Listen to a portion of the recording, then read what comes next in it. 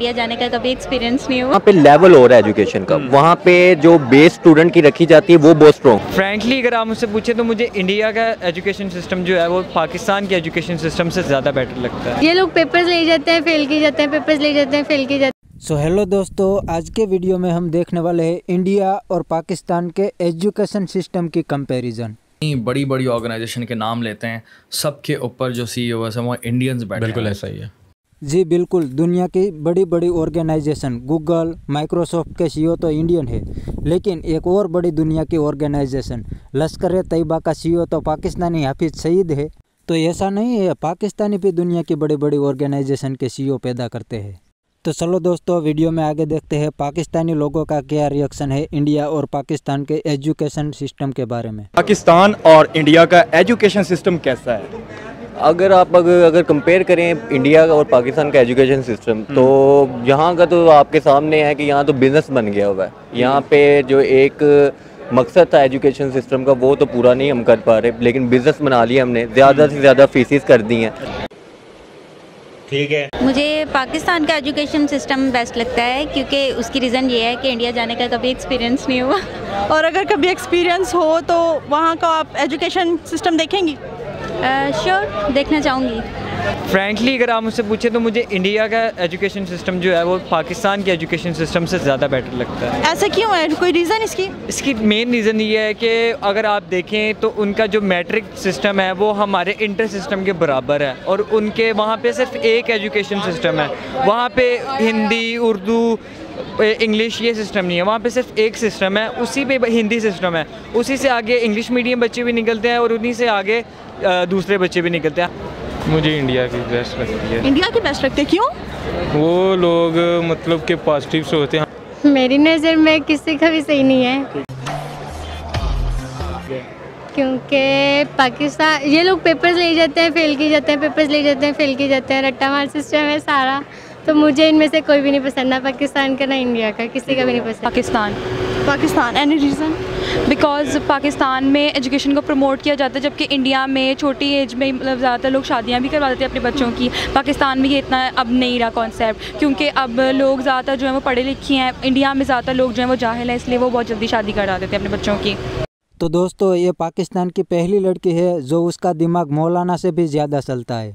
पाकिस्तान का ही हमें बेसिकली पता होगा। पाकिस्तान का जो एजुकेशन सिस्टम है तो बहुत अच्छा। अगर इंडिया का देखें तो वो इसमें एक्सेल कर रहे हैं। वहाँ पे नंबर ऑफ़ यूनिवर्सिटीज़ हो गई, नंबर ऑफ़ कॉलेजेस हो गए या स्कूल, उनकी सब की तादाद जो है वो हमसे बहुत ज़्यादा है। और वो जो क्वालिटी ऑफ एजुकेशन दे रहे हैं वो पाकिस्तान में मेरे नज़दीक नहीं दी जा रही। मतलब कि अगर कोई 10th में फेल हो जाता है, हमारे पेरेंट्स कहते हैं कि चलो कोई काम वगैरह कर लो, क्या करोगे पढ़ के। तो जो इंडिया के हैं वो ज़्यादातर अब्रॉड भेज देते हैं, ऑस्ट्रेलिया वगैरह, कनाडा वगैरह में। कभी मार पड़ी है फेल होने पे? हाँ, पढ़ी तो है। हम जो सिलेबस पढ़ रहे हैं ये बाबा आज़म के ज़माने का सिलेबस है, तो अब हमें चाहिए कि हम अगर हमने इंडिया के लेवल पे आना है तो हमें अपना सिलेबस चेंज करके और एक सिलेबस रखना होगा, ताकि हमारे जो स्टूडेंट्स हैं, आने वाले स्टूडेंट्स, उनको पता हो कि एजुकेशन की अहमियत क्या है। आई थिंक मैं पाकिस्तान को इसमें वो करूँगा, कैटर करूँगा। रीज़न उसकी रीज़न ये है कि हमारे यहाँ मल्टीपल लैंग्वेज में, वहाँ पे सिर्फ सिंगल लैंग्वेज है, यानी कि उन्होंने हिंदी को ही सिर्फ रखा हुआ है प्रेफरेंस में। हमारे यहाँ पे इंग्लिश भी है, उर्दू भी है। तो इस तरह से हर वो जो नॉर्मल वक्त है, मिडिल क्लास है, और हर क्लास अपने लिहाज से एजुकेशन ले रही है। कभी फेल होने पर मार पड़ी है?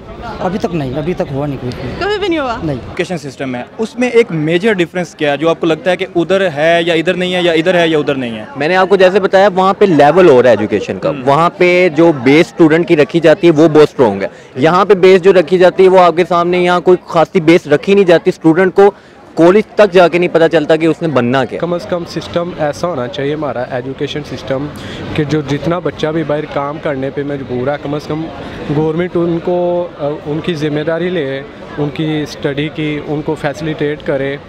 और जो अफोर्ड नहीं कर सकते या जिनके आगे पीछे कोई नहीं है, उनको गवर्नमेंट को चाहिए कि उनको अफोर्ड करे सारा। पाकिस्तान में यही है, रट्टा मार सिस्टम ज़्यादा है, बोर्ड सही नहीं है, जो पैसे देते हैं उनको करवा देते हैं, पास करवा देते हैं, चिटिंग ज़्यादा चलती है, इधर रिश्वत ज़्यादा चलती है। और इंडिया का क्या चीज़ें चेंज होनी चाहिए? इंडिया में थोड़ी रहती हूँ, इंडिया में भी तकरीबन यही चीज़ है, रिश्वत।